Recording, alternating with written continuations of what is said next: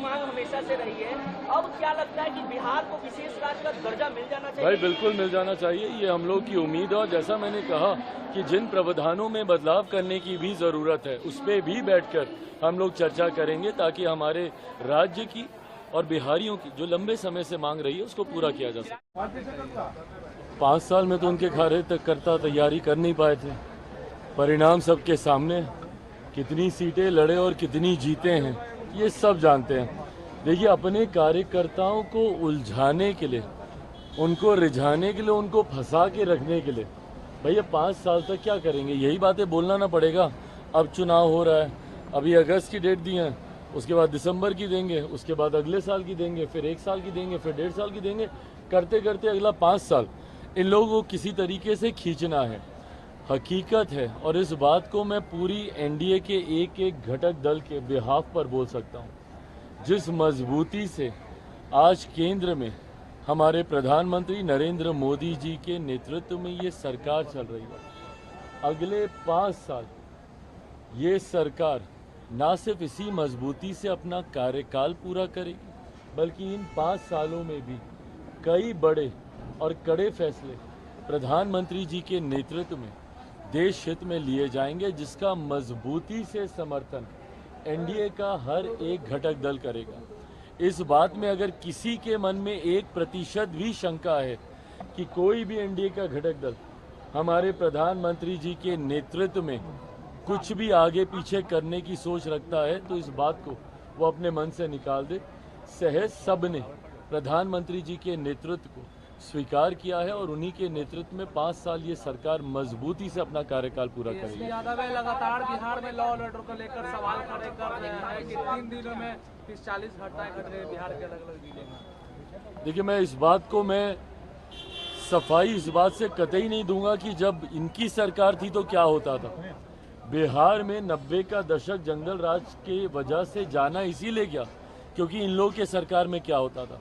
दिक्कत यह है ना कि विपक्ष में जाते ही ठीक है, आप निभाइए भाई, विपक्ष की भूमिका आप निभाइए, पर सकारात्मक विपक्ष की भूमिका होनी चाहिए। आप एक ऐसी भूमिका निभाइए जहां पे लगे सरकार को कि विपक्ष भी साथ में मिलकर प्रदेश के हित की बात करता है। जब किसी बात का श्रेय लेने की बात आती है, नौकरी का श्रेय लेना होगा तो तुरंत आप हर मंच से खड़े होकर बोलिएगा। और जब पुल गिरने की बात आती है, हम लोगों ने तो भैया खड़े होकर नहीं बोला ना कि कौन सा पुल किसके कार्यकाल में बना था, हम लोगों ने तो जानकारी नहीं दी। ऐसा तो नहीं है कि भाई अभी जो 6 महीने पहले जो एनडीए की सरकार बनी है उसी में ही सारे पुलों का निर्माण हुआ। हम तो इस बात को सहज स्वीकार भी करते कि हमारी सरकार है भैया, जिम्मेदारी है हम लोग की। पर ऐसे में जब आप उंगली उठाते हैं तो आप ये भी तो देखिए कि आपके कार्यकाल में क्या होता था। बनिस्बत उसके चीज़ों को बहुत बेहतर किया गया है और आने वाले दिनों में बेहतर किया जाएगा। लॉ एंड ऑर्डर हम लोग के लिए भी चिंता का विषय है और हम लोगों ने भी इस बात के लिए मुख्यमंत्री जी से हम लोगों ने भी आग्रह किया है कि जिस तरीके से लॉ एंड ऑर्डर की का विषय है उस पर हम लोगों को चिंतित होकर कड़े कदम उठाने की ज़रूरत है। पुल गिरे उसको भी लेकर हम सब चिंतित हैं कि गुणवत्ता के साथ कतई किसी तरीके का कोई समझौता बर्दाश्त नहीं किया जाएगा। पर विपक्ष की भी जिम्मेदारी बनती है कि ऐसे में सकारात्मक भूमिका निभाए। राहुल गांधी है वो आरोप लगाए थे कि रक्षा मंत्री पर कि अग्निवीर के शहीदों को मुआवजे नहीं मिले, उस पर सेना के जवानों ने भी जवाब दिया है, ट्वीट किया है कि नहीं उनको पैसा मिला। भाई ये गलत तथ्यात्मक जानकारी सदन के पटल पर आप रखिएगा और आज की तारीख में आप सिर्फ एक सांसद की भूमिका में नहीं है ना कि आप कुछ भी आए बोले और चले गए। आज की तारीख में से एक संवैधानिक पद पर आप बैठे हुए हैं। एलओपी की पद की एक अपनी गंभीरता होती है और उसको गंभीरता से लिए जाना ज़रूरी है। उस दिन एलओपी के तौर पर जो उनका पहला संबोधन था उसमें तमाम गलत तथ्यात्मक जानकारियां उन्होंने सदन के पटल पर रखने का उन्होंने काम किया। जिस तरीके से व्यक्तिगत टिप्पणी एक एलओपी होने के नाते उन्होंने प्रधानमंत्री जी पर की, उन्होंने चेयर पर की, और जिस तरीके से अलग अलग धर्म में आस्था रखने वाले लोगों की आस्था के साथ उन्होंने खिलवाड़ करने का काम किया। कभी महादेव की तस्वीर को लहराना, कभी अलग अलग धर्म की तस्वीर को लहराना, और उसके बाद जितने धर्म गुरु हैं उन्होंने सामने आकर उससे अपनी असहमति दर्ज की। उसी क्रम में उन्होंने तमाम ये गलत तथ्यात्मक जानकारी रखी। जब उन्होंने अग्निवीर का जब उन्होंने जिक्र किया, उसी वक्त केंद्रीय रक्षा मंत्री आदरणीय राजनाथ सिंह जी ने खड़े होकर उस बात का खंडन करने का काम किया। पर दिक्कत यह है ना कि एक एलओपी होने के नाते अगर आप अपने पद की गरिमा को नहीं समझेंगे, अगर इस तरीके से हल्के में आप बयानबाजी करते रहेंगे, तो आप अपने पद की मर्यादा को कम करने का काम करेंगे।